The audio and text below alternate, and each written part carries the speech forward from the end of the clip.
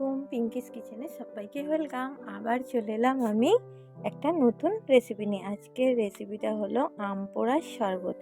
আমি এখানে দুটো আম নিয়েছি, আপনারা যেমন কোয়ান্টিটির বানাতে চাইবেন তেমন কম বেশি করে নেবেন।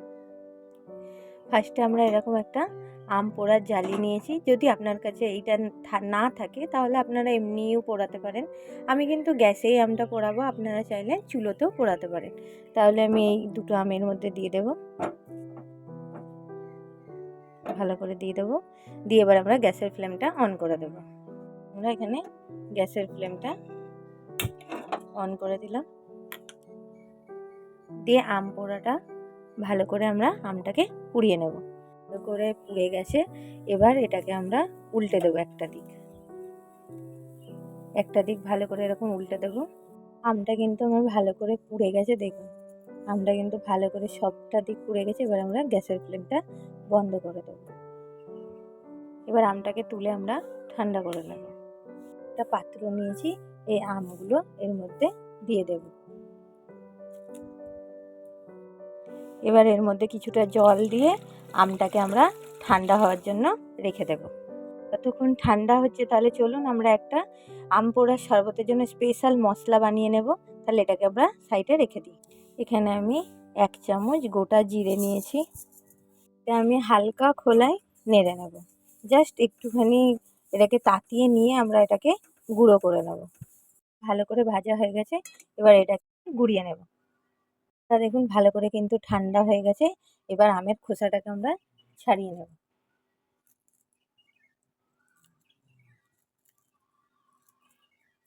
আমের খোসাটাকে এরকমভাবে ছাড়িয়ে নেব। আমি ভালো করে কিন্তু খোসা ছাড়িয়ে নিয়েছি।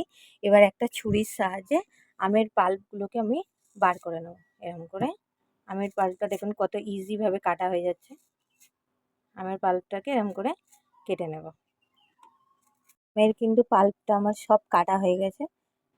আমি একটা মিক্সির গ্রাইন্ডার নিয়েছি, দিয়ে আম পোড়ার যে পাল্পটা সেটা এর মধ্যে আমরা দিয়ে দেব। এবার আমরা এখানে দিয়ে দেব বিট লবণ,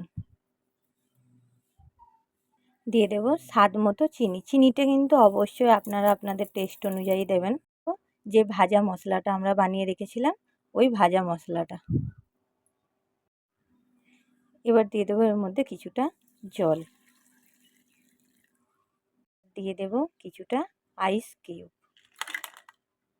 ভালো করে ব্লেন্ড করে নেব। এই গ্লাসটায় আমরা সার্ভ করব, সেটাকে আমরা একটু ডেকোরেশন করে নেব। নিয়েছি লেবুর রসটাকে আমরা পুরো গ্লাসের লাগিয়ে দেবো এর মধ্যে। আর আমি এখানে কিছুটা দিয়ে দেবো বিট লবণ আর লঙ্কার গুঁড়ো, গ্লাসের মধ্যে লাগিয়ে নেব। আপনারা চাইলে এটা কিন্তু নাও করতে পারেন, জাস্ট দেখার সৌন্দর্যের জন্য আমি এটা করছি। আপনারা চাইলে নাও করতে পারেন। ওরা শরবতটা গ্লাসের মধ্যে ঢেলে দেব।